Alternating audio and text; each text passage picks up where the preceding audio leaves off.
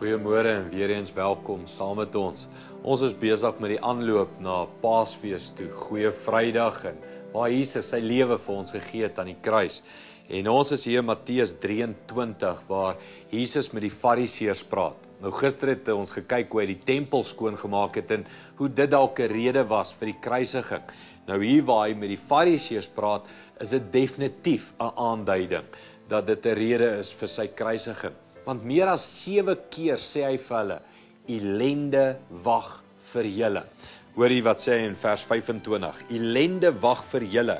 Julle skyn heilige skrifkenners en fariseërs, want julle maak die buitekant van die beker en die skottel blink skoon, maar aan die binnekant is julle vuil van grypsig en selfsug.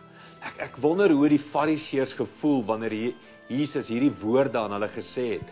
Maar tog moet ons eerlik wees. Dalk is daar 'n fariseër binne in my of binne in jou. En hoeveel keer is ons godsdiens en ons verhouding met die Here net uiterlike skyn, hè? Net ons doen die regte ding vir die mense wat die mense sien.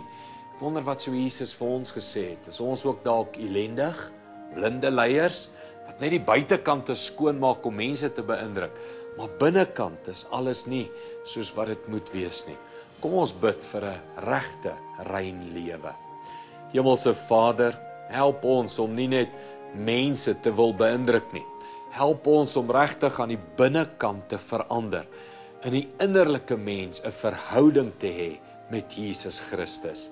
Dankie daarvoor, Here, in Jesus naam. Amen. Goed gaan, sien jou weer môre.